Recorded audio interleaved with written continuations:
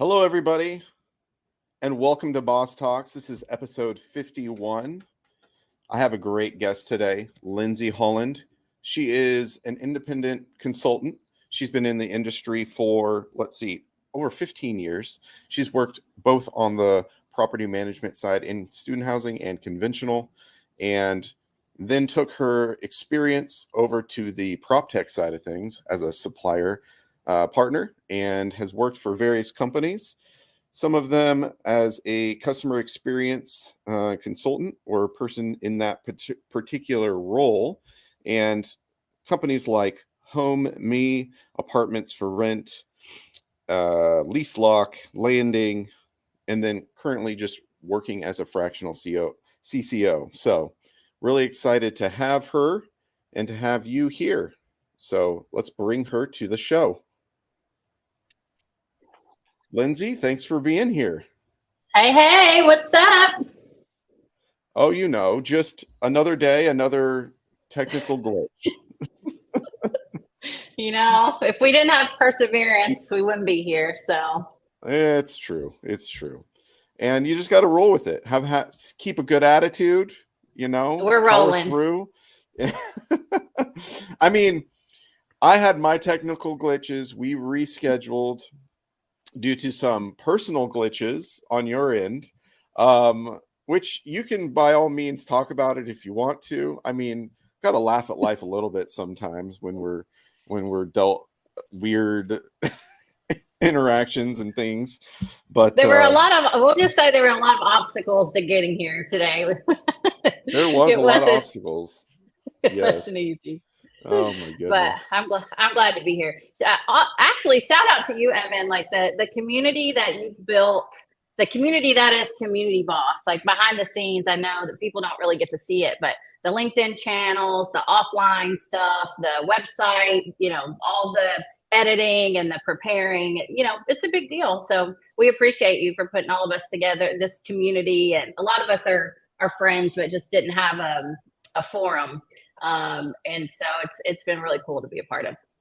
Yeah, no, I appreciate you saying that. And that is, if nothing else, that is something I know is helping build community. And so I figured if I'm going to be true to myself and do marketing, I really figured the best way to go about it is to build a community around a brand versus just drive a brand down people's throat. So I figured if people experienced us in a positive way, they might get curious and want to know more. So that is what we're doing. So yep, kudos. I mean, that is multifamily. It's a big community. I call it multifamily high school. So multifamily high school. I mean that in the best way, but it's a tight-knit industry. So it's cool to be a part of. I'm going on my 18th year, which is kind of crazy. Yeah 18 years. Are you one of those that started straight out of or while in college? Because I know you were in student housing. So is that your story? You worked while in college? Yep, that was it. I just didn't want to have a roommate. I had a roommate for a minute. It was a girl that I went to high school with. We almost killed each other. It was absolutely awful.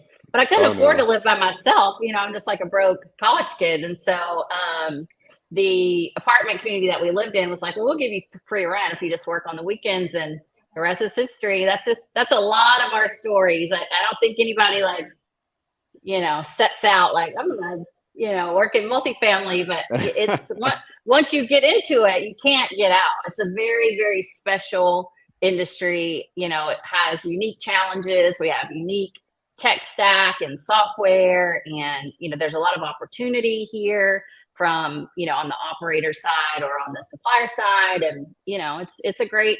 I highly recommend it for anybody that wants to get into any business. It's a great place to cut your teeth in terms of having well-rounded experience, right? When you think about it, the site teams are doing sales and marketing and P&Ls and, customer service, all of those responsibilities are encompassed in a singular person, right? Just your leasing agents are doing all of those type of things. And so it's just a great place to get your experience. And, if you're lucky, you get to stay and be part of the family. But, there are many people that just, start out in this industry and go elsewhere. But there's a lot of people like me that just never left. So, I highly recommend, all of my friends that are having kids now that are like, asking for advice on what they're going to do.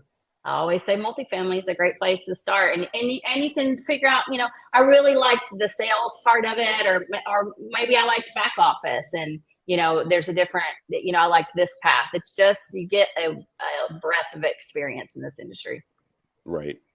No, it definitely for all involved. I mean, and you've also gone over to the supplier side as well, and so there's a lot of options on how to engage with this industry. Like I've talked about a lot with a lot of different people, and I mean, you might find, like you said, you might get into something and you only like an aspect of it, but you get a great exposure, and it's like, okay, well, you only like that part. Well, what could you do still in this industry using that, even that one thing, and really expand yourself in that way? So yeah, I totally agree that there is a lot of, and because we're big but not big, right? So if you do it right and you network right and you just get to know people, there's an opportunity there. Yeah, if you spend some time in the industry, you're going to make some friends. There's just no doubt about it. It's just, you see the same faces from the suppliers to your coworkers, or you're at one company and now, you guys are together again at another company. It's incestuous, and so we all run into each other one way or the other. So it's fun. That's what I love about it. It's the people. Part of it's the work, but mostly the people that keeps me in the industry. It's just I love working. I think most of the people in our industry are hardworking, smart. They have gumption. That's our Southern way to describe hard work, but it's the people are what keeps me. It's just people like you, or people we spend most of our time at work, so it's important that you enjoy the people that you work with. So for sure, yeah, if you can't stand who you're working with, that's definitely do you have some experience with that, Evan? I mean, don't we all tell? Well, I've worked enough places, and I've worked in a lot of industries, honestly. So it's not necessarily the coworkers as much as sometimes the people that are your who you directly report to, or whoever that can really make your life not fun. So I've had those kinds of experiences, and yeah, you got to figure out what's the best situation for yourself sometimes. So totally. Yeah. And in all these Facebook groups and stuff that are specific to multifamily, you see a lot of people kind of complaining and like saying they're burnt out and stuff. And I totally get that. But at the same time, it's like, what are you doing to explore the vastness of this industry and like move beyond what you're currently doing? And if you only think that it's leasing agent to assistant manager to regional, and those are your only options, then you haven't done more homework. Correct. There's tons of options, and it's funny you say that because it wasn't my first job in the business, but my second job in the business was at this property in Lexington, Kentucky called Red Mile Village. I started as a leasing manager, and they went through, I don't remember why, this was so long ago, but they went through a couple of property managers, and finally they were just like, okay, Holland, have at it. We'll give it to you. But I mean, I was like 22. I was so young. And so that I had no idea what I was doing. Everything that could go wrong at that property went wrong. They were supposed to deliver. It was new construction. It was a lease up. It was supposed to deliver in August. We didn't have move in until like November, December. We changed management companies like 2 or 3 times. I mean, it was a complete nightmare. But guess who my leasing manager was there? Carol Van Hook was on that team. So now she has since become a lifer. That was her first industry job. Lincoln Ogata, that was the co-founder of Easy Turn, was our maintenance supervisor. So now he's a lifer, and he started his own company in the space. And everybody else, I think there's one person that left the industry, but even the kids that were leasing there on the weekends are property managers, regional managers now. It was just like a very special, chaotic. I know Carol is going to laugh, but it was a crazy place to be, but we all just really like trusted each other, right? So we just came to work. We didn't know what that day was going to throw at us, but we just, got after it, kept our heads down. Heather Sizemore was involved in that. So that's another community boss. I can't remember. It was crazy, but in the best way. So I made some of my best friends that I'm still in contact with through that experience. And then that experience made careers for, at least 6 or 7 people that, that was like, I don't know, 16 years ago. It was a while ago. And so everybody is still around. So just that, it's like, that was the gateway drug, Red Mile Village. I'll never forget it. Yeah, no, that's great. And I mean, like you said, you continue with those relationships, and you've even moved across the country to LA, and a lot of them are either in Florida or in Kentucky or whatever, and you're still in contact. And I mean, I think if nothing else, what I took from the pandemic is we had to get creative how we're going to get connected with people or stay connected with people. And now we've just gotten so used to utilizing technology like this to make connections, and we're more used to it now and okay with it. So totally. And you don't necessarily have to fly across country to see people now. No, you can just Zoom. Zoom. It's nice to see people in person, though. It is nice to see in real life some people. But we have the conference circuit for that. I just saw Carol somewhere, so we run into people on the circuit, which is nice. Right. Yeah. And I've been able to meet a lot of my guests through those different conferences. Just NAA recently was a lot of fun being able to do that and host a brunch and get people together. So that was was really great. I'm looking for you next conference, maybe PropTech.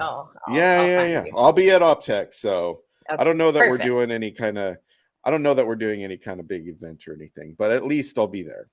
So, but before you jump any further into it, I just want to ask you a few questions, like I always ask everybody. Sure. When it comes to building community, because we are community boss, and me myself, as we already stated, enjoy building community, and that's what I'm using Boss Talks to do, is gather people together, even in a virtual way and sometimes in person. But how do you go about it? What's your personal or professional way of building community? I think the only way you can do it is authenticity. That's it, right? It's like find a common ground, have an authentic excitement about it. And that's it. Like you can't, I've seen businesses try to feign community, and it's kind of painful. But when you bring people that are, truly like-minded and passionate, excited, enthusiastic about the topic, it's just organic, right? And I think you have to there's a little bit of an iterative quality there too, right? Like you can find people that are passionate about a like-minded topic, and then sometimes it's the format, right? Like I remember you, for example, were streaming on social media at first, but it wasn't the right distribution channel, right? So you had to pivot a bit and start it on LinkedIn. So I think the iteration is important too, like just figuring out, just like with any business, what is how are we going to distribute this to the masses, and where are the people, where's my community living, right? Is it on social? Is it on a professional network? Is it somewhere else offline? So I've seen you do that with Community Boss, but I think find who your people are, and then find out where your people are is just as important, so you can reach them. Yeah. And I think what I've also learned is sometimes we can go too scattered and too wide. And especially if you're a smaller company, like you can burn through a lot of money from a marketing standpoint trying to hit every single channel. But if you just do a few as best you can, then obviously, you may only hit a certain pocket of people, but then that certain pocket of people then will spread the message and you'll grow as a company, is at least my hope, right? So, Yep. but you know, I'm only one person, so I can't do everything really well. But let's pick something in a channel. And I was hesitant to jump on LinkedIn, and because I knew more people would see it, and I was like, do I want to be? Yeah, I want to take my training wheels off. Yeah, you know, Instagram was definitely my training ground, my training wheels, we'll say. And it was fun doing it, but it wasn't very effective when it comes to like, how do I utilize this in a way that's going to be useful? And so, and you know, I got really frustrated early on about the different technology I was using, and I was gonna throw in the towel. In fact, Leah Love Worsbin, which I believe you know her too, and maybe that's that's how we connected. It is. That's okay. It is. Yeah. She's a student housing OG too. So shout out to Leah Love. I mean, Leah connected me to so many people and still does. She's fantastic, and I like. She is a boss. I love that. She is a boss. Yeah, she's awesome. But yeah, it was her episode was the last one I think I did on Instagram. And after that, I was like, I kind of pushed pause, and we were rebranding and all this stuff. And I'm like, I don't know if I'm going to continue this. But I'm glad I did. I persevered. I've been doing it almost every week since ish. So yeah, fantastic. All right. Well, thank you for answering that. Next question. If you were to have somebody over at your house for dinner, what would you pick to make them for food? To speak the most hospitality and, you know. Look, I love to cook.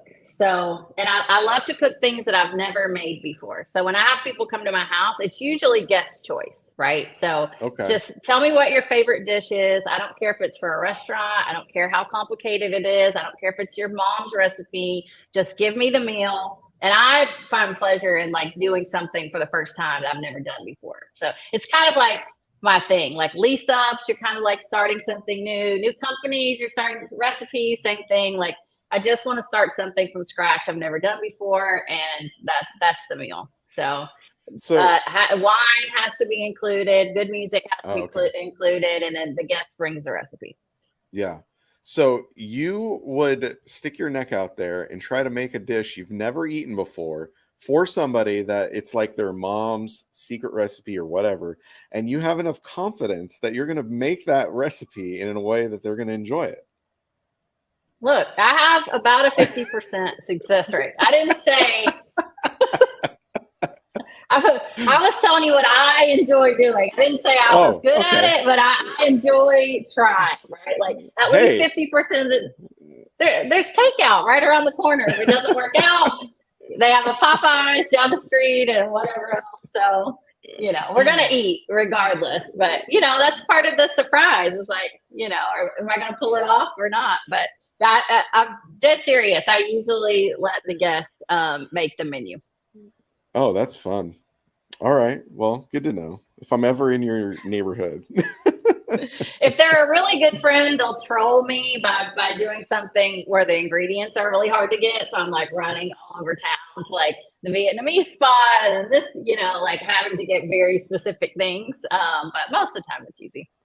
That's funny. So this is a thing. Like people actually know this about you. Okay. Yeah. I love to entertain. I love to cook. I love to have people around. It's just my thing. Nice. Well, that's great. Well, yeah, anytime you're in LA, open invite. So yeah, I wish I traveled more. I mean, honestly, part of why I also started this is because I was like, I saw how much people go to so many trade shows and all this stuff, and I'm like, how can I reach more people but not have to do that? Well, here you go. Here we are on LinkedIn. Yeah, I just see so many people traveling so much. I'm like, I don't have the energy. I went to NAA and I almost died when I came back. So I think, what do you mean? From the I NAA was almost killed you? I was so tired. So tired. Like if I did that like every month, I just don't know if I'd survive. Well, the multifamily conferences are a special. It's a special beast. So you got to bring your liquid IV, your ibuprofen, maybe like a 5-hour energy. you gotta come prepared. Yeah, and know that the next weekend I'm gonna probably sleep the entire time. Totally. Yeah, it is. It's tough because you got to be up at 8 a.m. So it's like, you have like your conference window. Then in the evening, you have like your social window. And there's not much time to relax. That week, you don't sleep. It's like from sun up to sundown, past sundown, you're doing something. So Libby, you'll see the women, like our makeup starts to fall off through, the first day we're like bright and sunny. And then the next day I'm like, I don't really have time for that. And, by the third day, we're just happy to just show up. That's it. That's funny. Yeah. Libby, not Holland like you, but Holland. She says she's still tired from NAA. Well, it's an aggressive show. And she's young. She's young too. So I don't even know. So I can't, it's not even if you're old like me, Well, me and Libby will have to connect. I'll give her some pro tips for next year. Yeah. No, I'm sure she'll very much appreciate it. I'll take her under my wing. There you go. And then last question, kind of to keep you going. Coffee, the caffeine, the whatever, the sugar maybe. Some people, they were like, I drink decaf, but then I load it with sugar. I'm like, all right, you do you. Okay. So what is your go-to coffee drink? Iced Americano. That's it. Just straight iced coffee. Really, that's it. Really straight up. You enjoy the coffee. Yeah, no creamer, no sugar, no nothing, just straight up coffee. Man, you're the first to even say an Americano. And I'll admit I can handle an Americano. I don't normally go that route, but I do like an iced coffee or an iced cold, like a cold brew. Those are kind of my favorites. So yeah, it's in the same family. Yeah. So where do you go for that though? Are you a Starbucks person? Starbucks. Okay. Yeah. That's how I spend my, I try not to book anything before 10 a.m. because I like to start my day kind of slow. And so I just get up. I like to cook breakfast at home and walk to Starbucks. That's just like the morning routine is get up, make breakfast, walk to Starbucks. Like I start making my list to have the notes app and my, I have shower thoughts I have to get out on my notes app or like whatever. And same thing, thoughts on my walk while I'm just getting like pumping, and then I'll get back here about 10 a.m. and start getting after it. Okay. Well, that's interesting. I've never even thought to do something like that. So you quote unquote have shower thoughts and you write them down. Yeah. They disappear if you don't write them down. I mean, they go somewhere. For me, that's it. Yeah. You think you have your best ideas in the morning. You just woke up, you're starting your day fresh, and this is true. I find that there is truth to that. You're like your brain just starts going, and I usually a lot of times I am like, oh, that's a good idea. So. I need to probably do a better job of capturing those and make sure that they actually happen. I'm like, probably a lot of inspiration and different ideas and innovations and new products come from shower. The shower. The shower, totally. Think about how many great ideas were lost in the shower. That's the thing. Like, I do my best work, so you gotta write it down. So but that's just me. My brain kind of works like a popcorn machine. Like if I don't write something down, it's going out the window. So we gotta write it down while it's still there, and then work through it. Some things are things that you're going to address that day. And some things are just ideas to put in the parking lot. You'll get to it whenever, but I have an extensive notes app for sure. Nice. So along the idea train, you again started on the student housing, moved into conventional a little bit? Always not student. Really. I stayed in, pretty much always student. Now, my first job ever, the place where I worked on the weekends was conventional, but I very shortly after that started in student, and I always stayed in student. Okay. And then when you jumped over to the PropTech side, was it PropTech, or has it always kind of been in the tech field? Okay. So, so how did you make that transition? What was that like for you? Well, so the Red Mile Village, the notorious Red Mile Village, was it was a very small complex. I think it was 340 beds, maybe 348 beds or something. It was very small.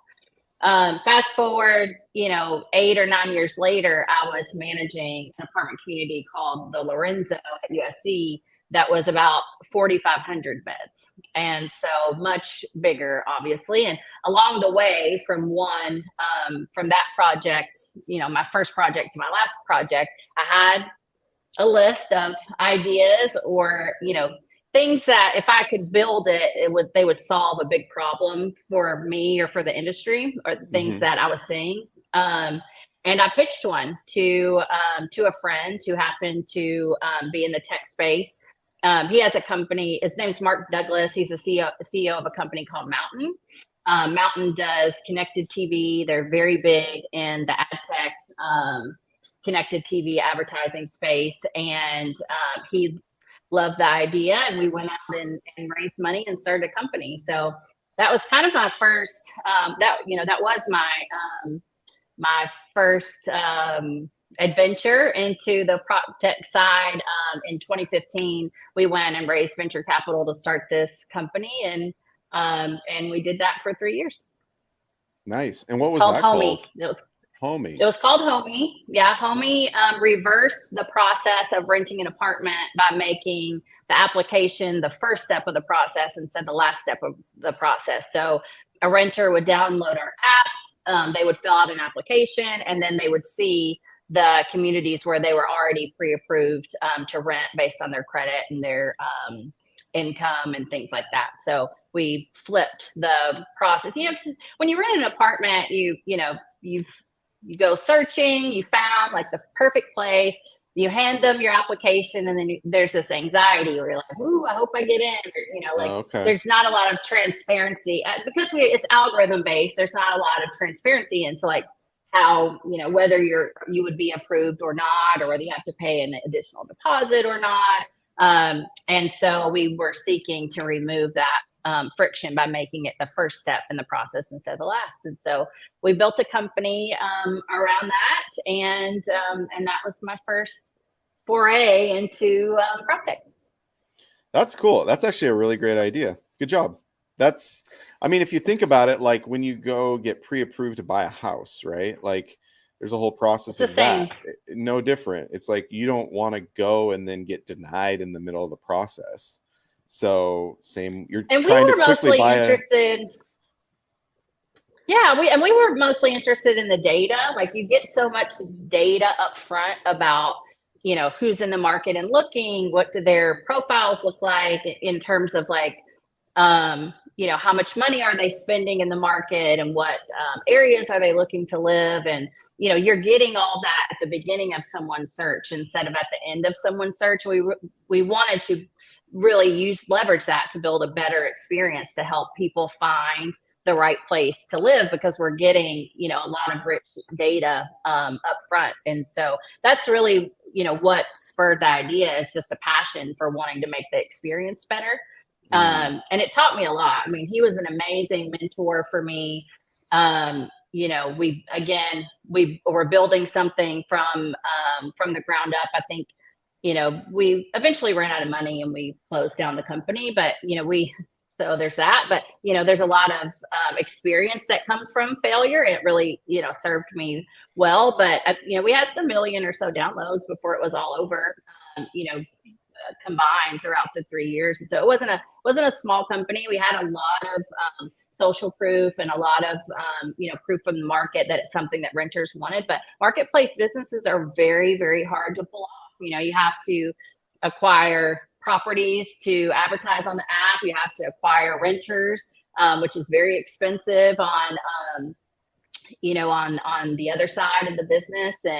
And we couldn't make it work, I won't bore you with all the reasons why, but we're still proud of what we built. And there's people. It's kind of how I ended up in consulting, because people are, emailing me.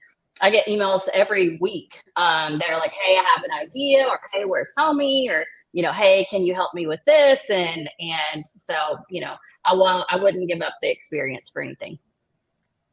Well, yeah, I mean, there's a lot to learn from something that, even if it doesn't completely work. Like, you still had a good idea. Is there anybody doing that out of what you did? There is. Okay. There is. I can't disclose much about it, but there's some people that are. It's one of my clients. They're in stealth mode, so I won't out them. But there are people that are. It's not exactly the same, but there'll be some similar technologies that are coming out soon. Yeah, that's cool. Well, before we go any further, Joel, one of the founders of the company I work for, Community Boss, he actually has a question, because we have one of our clients is the Lorenzo. So I don't know when you were there, but I think it was it would have been 2013 to 2015, like right when they opened. They were I got there before they even had a certificate of occupancy, so like very, very early on.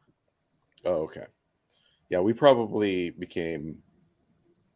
started using us just a few years ago. I don't think it was during your time, but yeah, we're familiar with that. And we actually, so that's GHP, right?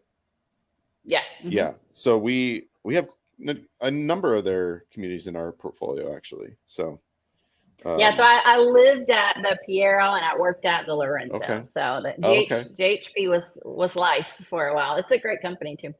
Yeah. No, we both of those. I'm pretty sure Piero is one of ours as well. So cool. Yeah, it's their only student property. I don't know if it still is, but then when I joined, they had never done any student housing. And so they brought a lot of us on to kind of help them, figure out how to run this property. And they were, it's a very entrepreneurial company anyway. And so it was a fun project. That and Red Mile Village are neck and neck for the most chaotic projects I've ever worked on. But I mean, it's just huge. It's bigger than a city. It's bigger than the town that I'm from, that community. I mean, it has more people than the town that I grew up in, which, was a very small town in Kentucky, but it is, has a lot of challenges, but it's a beautiful property. Yeah, no, that's cool.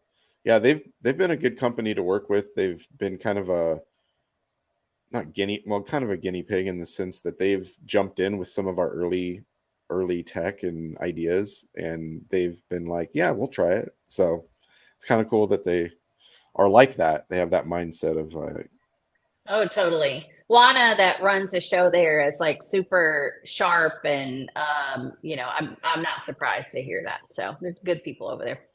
Yeah, well, cool.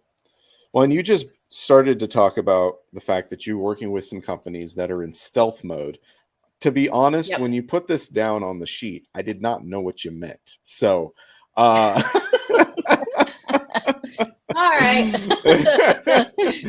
So, well, they're in hiding. They're not launched yet. So all of my customers are pre-launch, or all of my clients are pre-launch. Okay. So how many are you working with? I have five clients, and I think we'll see a couple of them come out this year, and the rest probably early 2024. Okay. Can you disclose the types of things they're working on? Yes, I have 2 marketplace businesses.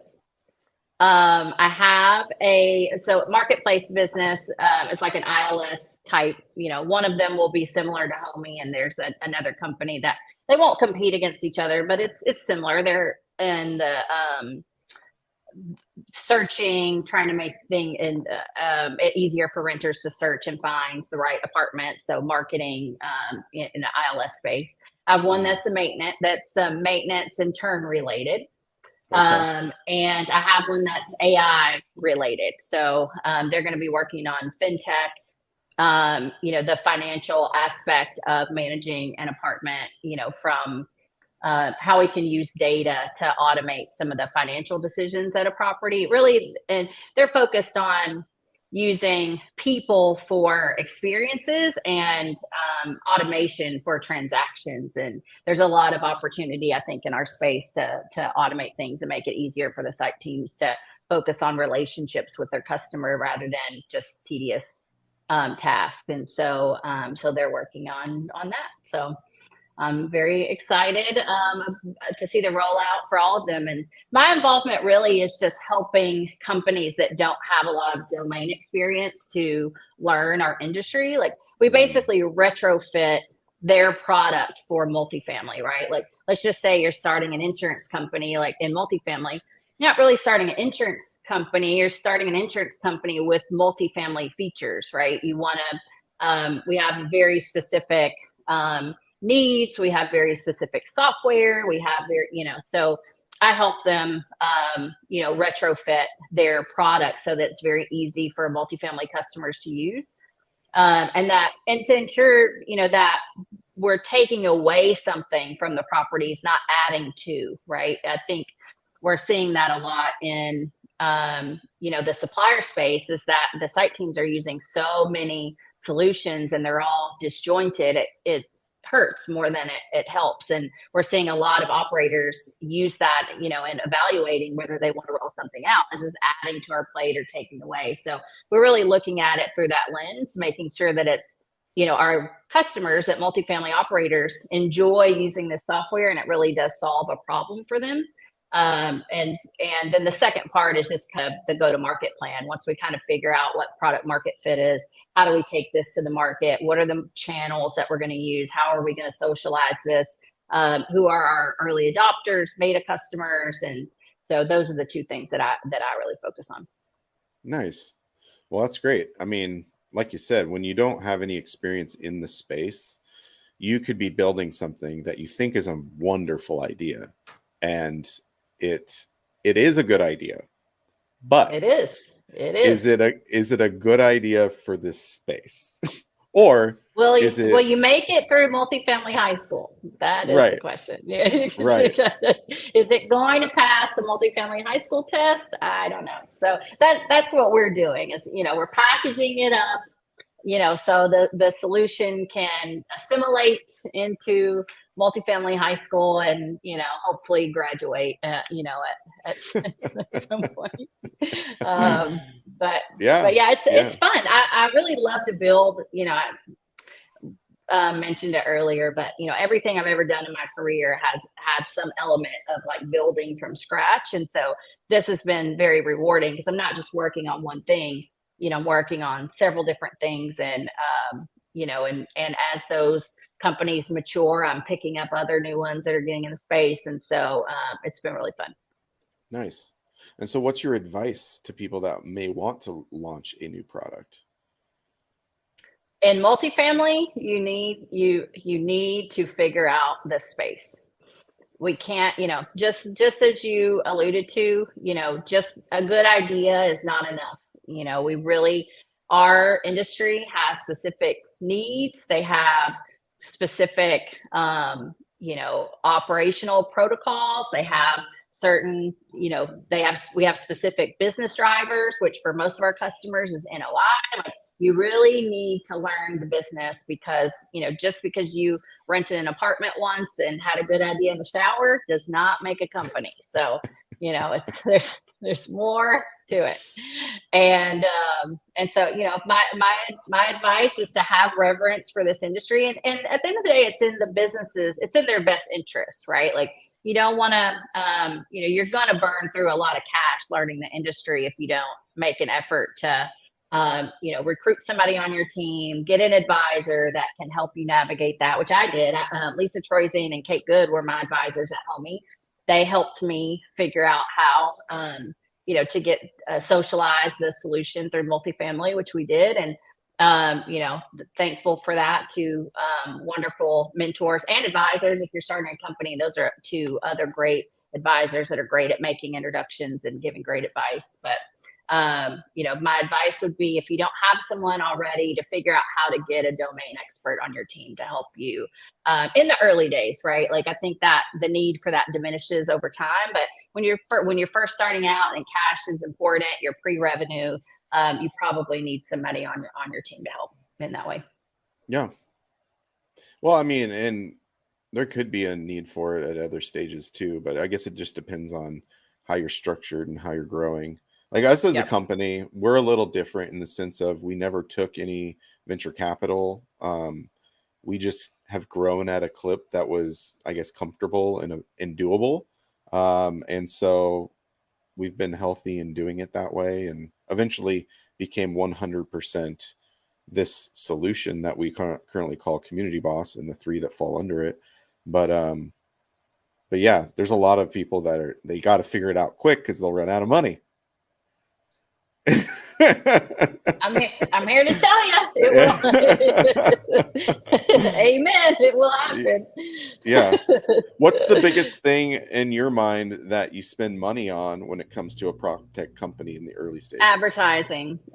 If acquisition costs are very expensive, that's more so in the marketplace businesses. The B2B acquisition is a lot about relationships. The great thing about multifamily high school is that, there are ways that you can create some virality on the B2B side in multifamily, because it is such a close-knit community. But if you're starting a company where you have to acquire, users and consumers to, at scale, it's very expensive. And so, you've really got to focus on getting, figuring out how to acquire customers affordably.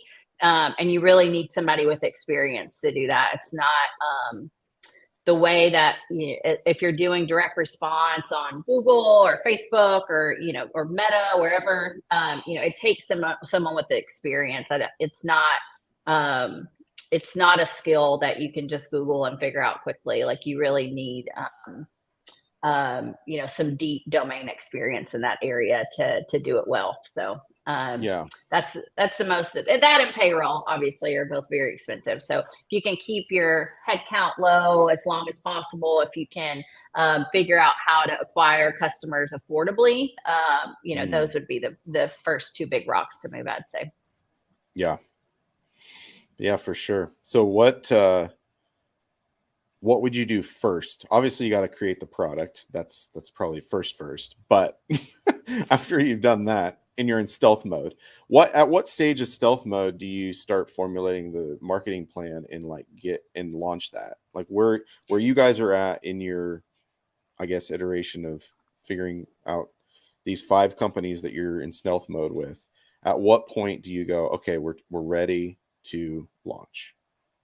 It varies based on the business and their budget. There's no one size fits all, but I would say 90 days before launch, you're always thinking about it, from inception, right? Like it's the channels and, the launch announcement, those are all kind of things that you're always noodling on. But I think just to put pen to paper and start finalizing things 120, 90 days pre-launch.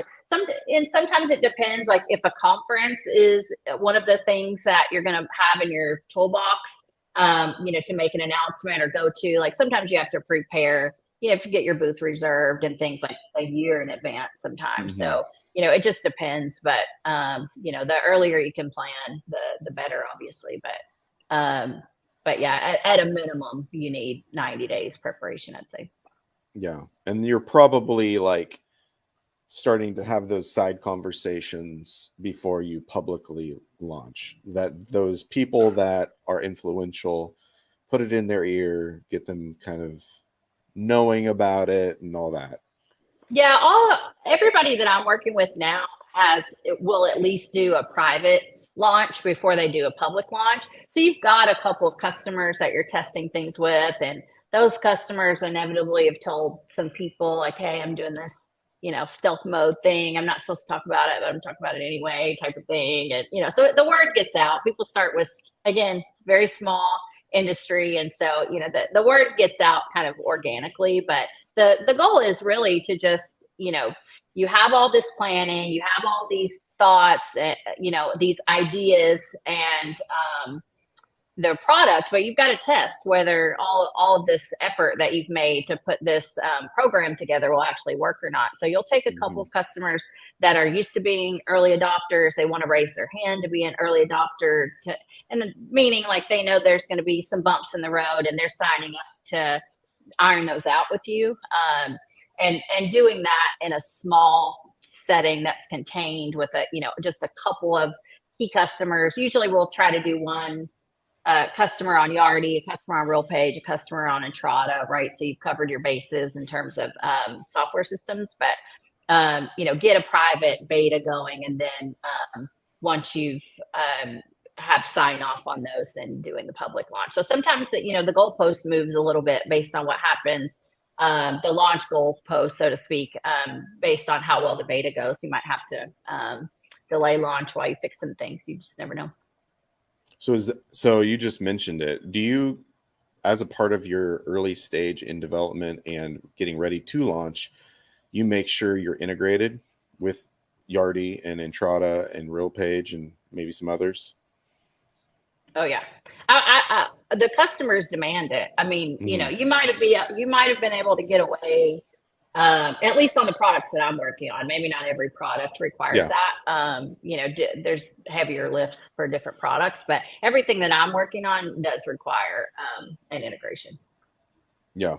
So how many is enough? Where do you start? You start with Yardi because it's like, okay, biggest fish, biggest swarm on student Entrata, and at least it's not costing you to integrate other than the development. But it varies, if I had my druthers and if I had budget for it, I'd say do Yardi, RealPage, right? I think those are, the two good ones to start with. But if you don't have the budget, then start with Entrata because, it's open API. But as much as you can get the integration kinks out of the way earlier on, the better. But sometimes you just have to do MVP and get launched and do that stuff later. But it's really hard to break into the enterprise space without the integrations. Some of the smaller guys, are probably okay with it. But once you start working within property management at scale, like it's a must have, or else the site teams are it's too tedious. Right. No, that's 100% true. We've learned that.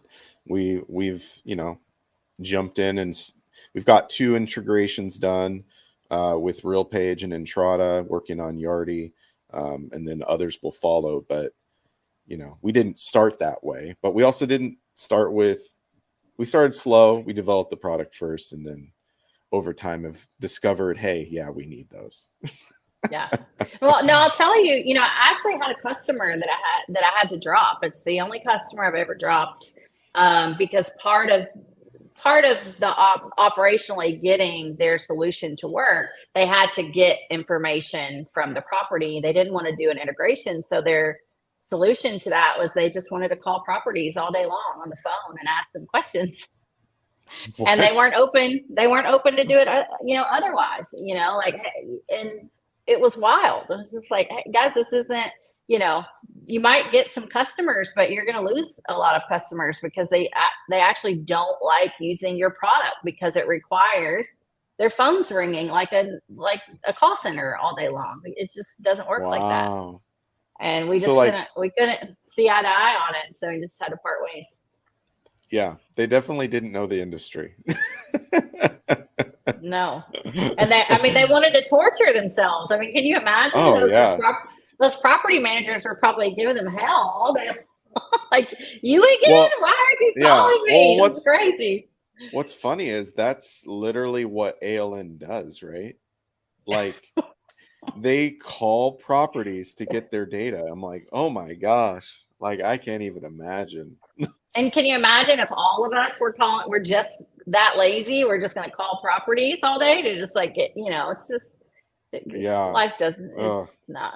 So yeah, integrations are where it's at. It's just one of the things in your toolbox, that is required in order for your end users to enjoy using your product. It's got to make their life easier, not harder. So integrations is a great way to facilitate that. Yeah. That is definitely true. And how do you, I don't want to get off on a tangent, but sure.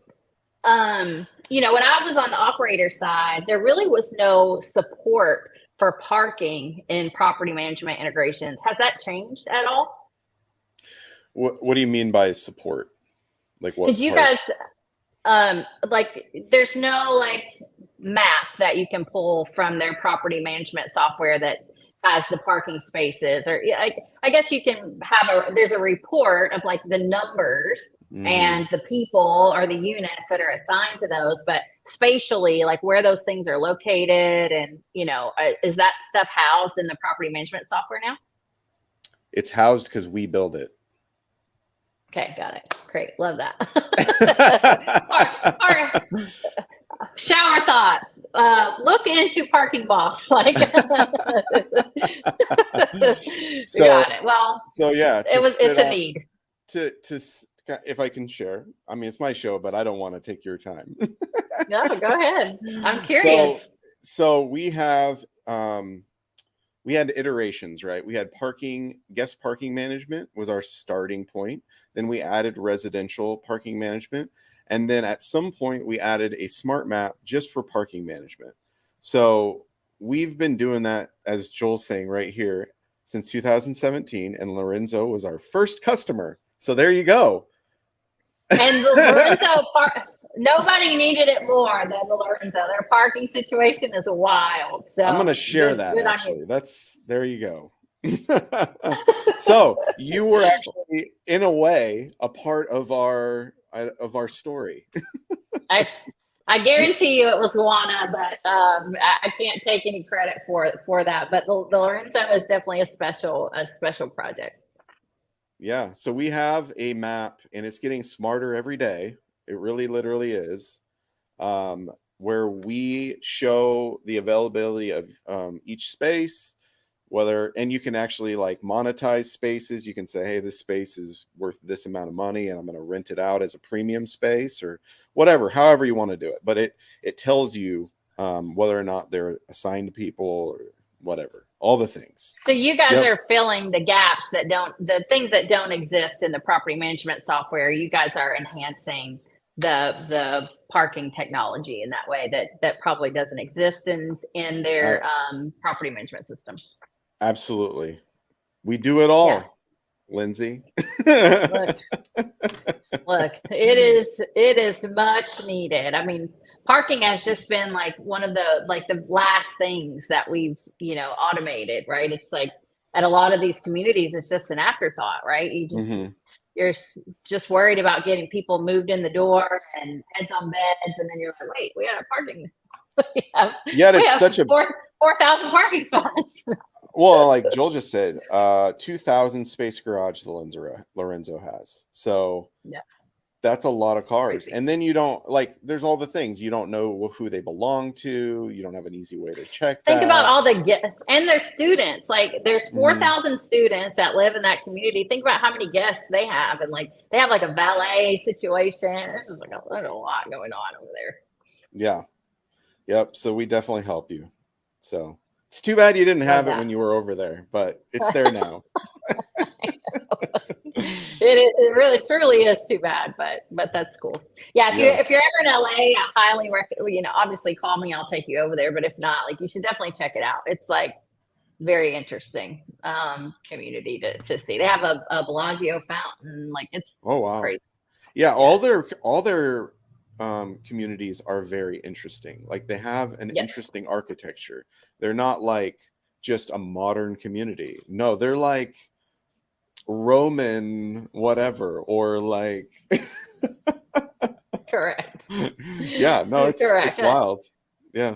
I don't have an opinion on on the design aesthetics. So, you know, the Italian, like, you know, theme, but the amenity, all of them have like super mega amenity packages, you know, very, almost all of them have full-size basketball courts in them. I think like everyone has a full-size indoor basketball court at all of them. It's just very unique package they put together, but they've been very successful at it. So yeah, that's cool for sure. All right. Well, we can talk more about my product on the side. Maybe there's interest there. We'll see. Well, you got your plug, so you're good. And then finally, like you're remote working just like anybody else, but you put in here that you like to bring a little color to the remote work experience. So what do you mean by that? No, I need advice on how to bring color. Oh, you need advice. Okay. I'm just starting. So I've been always, the pandemic made things a little blurry, but I haven't really been working from home. Like, I guess since the pandemic, I've part-time been working from home because we've all just, you know, we were navigating that for a couple of years, but now I'm like full-time working from home and just need, you know, I know a lot of other people are working from home, but like how I'm getting very like, hey, I didn't see a single other human today. Like I've just been working on, you know, in my apartment. So I think I mentioned to you that I just moved to a place that has, I mean, they're like, they have this like work from home center, right? Where there's just 20 or 40 people every day. There's a little bit of like a buzz going on, which certainly has helped. But any advice on, you know, keeping things interesting while working from home? I'm getting cabin fever a little bit. So I hope my community boss network has some ideas about how to power through that. Coffee obviously helps, but you know, it gets boring. Is it just me? No, I personally, I live in the suburbs, so I don't have a lot of options other than like coffee shops and things like that. So I actually find myself, my best option is Panera. And I actually go there twice a week usually. And I am a part of their like unlimited sip club. So I get coffee and other drinks for quote unquote free, but I pay for it obviously. But it's my way of being around people. Now I'm not around necessarily a consistent flow of professionals really. I'm in the suburbs and I don't know that everybody knows that you can do what I'm doing because I literally work there the entire day, which most people won't do that. But yeah, I think there's an opportunity to create a co-working space for the suburbs. I fully believe that. So I would agree. I feel like I need to jump on that sooner than later before somebody else does. And it's been in my brain for a while now. And I just, yeah. Hey, community boss expands, you know. I mean, our technology, along with our access control integrations, could actually be a good solution for doing that. I must say. You know, even there could even be a marketplace for apartment communities open. You know, they have these conference rooms or business centers that never get used, and you know, you never know. But I have been extremely bored. So get out of the house, check out the. I mean, not bored because I'm working, obviously, but you know, it's just like. So you're an extrovert. You need some real life, real humans. Yeah, I'm probably a blend. I'm not, you know, I'm like, if I go out for an hour, I need to like be by myself for an hour. Like I kind of need both. Like if I ramp up, I need to ramp back down. So I'm not like a super extrovert, but yeah, I mean, just the energy. I don't necessarily want to engage with anybody, but just, you know, seeing, I have stuff to do, but just like the, residual energy is nice. So yeah, no, I've been working remote for years, so I find going to the library is a way to do that as long as you don't really have a lot of phone calls. Some of them have rooms you can rent too, actually, for free. But I go to the library, or I used to. I don't really go there anymore. I'll be frank. That is honesty an option to be around humans, though. That is a way. And then it's a great idea. Coffee shops, obviously, but The only thing with coffee shops is they can be very loud. Like the coffee machine, and if it's the typical one where it's not carpet, it's like a cement floor, it all echoes, and then people are in there Yeah. and it's super loud, and you can't have a phone call with that. So Yeah, no, totally. it is a thing. So it's a thing. Yeah, but there is a need, and there's WeWork and stuff, or whatever's come in place of WeWork and its weirdness, but there is a need for that. And being remote and never being around people, even if you are an introvert, I think it's something we got to figure it out. It's a new problem. Community boss. Even breaking up my day like this, talking to you has been nice.